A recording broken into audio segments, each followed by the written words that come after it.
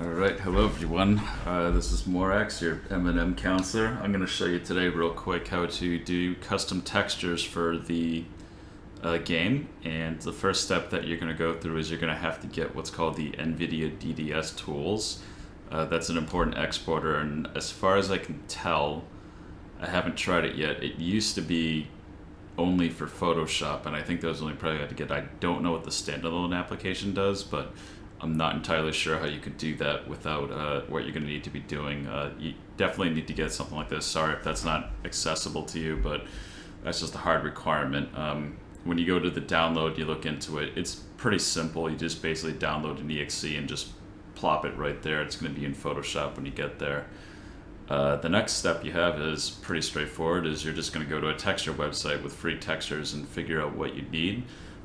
If you don't know how the engine works, it's an old game. It's pretty simple. You're not going to need an AO, diffuse, displacement, roughness, or rough AO texture map. That's pretty advanced stuff for more new games with all the different layers that you have. All you're going to need is the normal map and the actual texture itself. This website seems to just kind of give you everything in one package there. It doesn't look like it gives you the actual like albedo, so I'm just going to go to all maps and just download it. Very important here, don't go anything over 1K if you have that option, and just for reference, that's going to be about 1024 by 1024 pixels. I think the game actually supplies 512 by 512 pixel images, but that's okay. You can get away with that. That shouldn't be a big issue. I've tested it with a bunch of people so far, and it doesn't seem to be a problem. So next step is just get all the textures, and if you're not very organized with your Windows Explorer, this is going to be the time to do it. I have a lot of different folders to get there.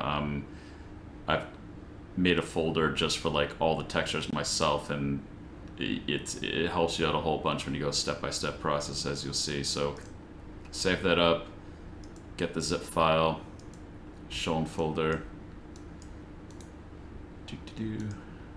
just extract here. And if you remember what I said, you're only going to need the albedo and the normal map, so you can right off the bat delete everything else that's in there, because that's just going to confuse you. For the first one, I'm just going to take this image and just drag it over to Photoshop, and the first thing I'm going to check is the image size. And so we're at a pretty good 1024 by 1024, so that's okay. And I don't know how to drop the next one in without making a new layer, so I'm just going to go into open here and just open up that one.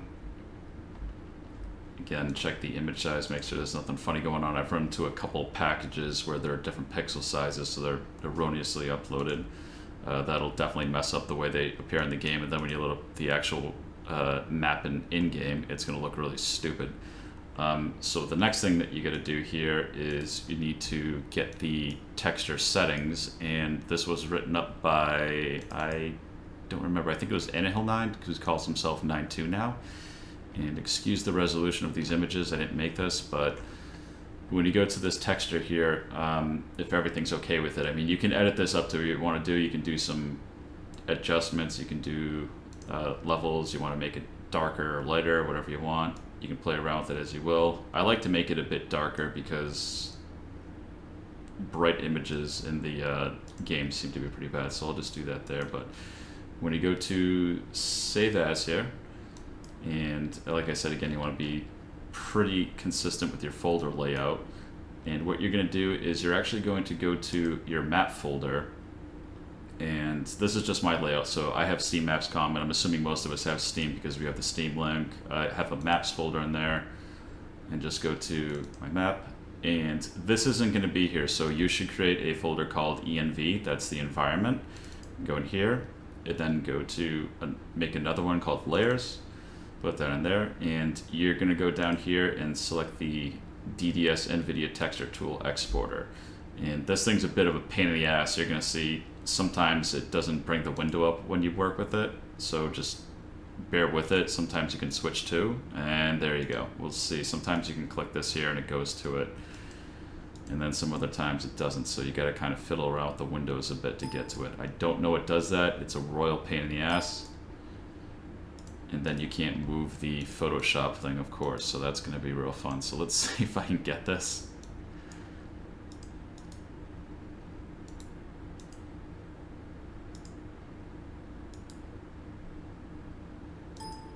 Oh man, I'm gonna have to record the video again if this keeps up. Sometimes it really just won't go, so it's kind of a crapshoot.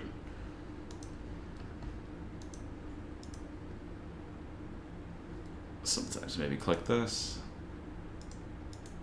There we go. Okay. And I'm keeping that in the video because it really is that frustrating. So basically you're just going to copy these settings here. I don't have the exact knowledge off the top of my head of what each one does, but just go to your, let's see, 888, EGR 24 bitmap, doing color map, generate bitmaps, filter with override value 3. Gotta check that. And I think that's it for the albedo texture. So save that. And it should be in your folder that you created for your custom texture. And the next thing you're going to do is go to your normal map. And this one's got a few more settings here, and I'll explain to you what this does.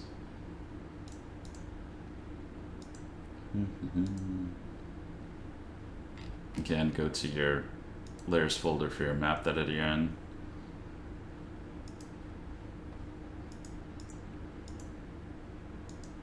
Oh, that's a pain in the ass. For this one, you're going to do the same one, except you're going to make sure you choose normal map tangent space, unclick override filter width, and then average RGB, and then the height generation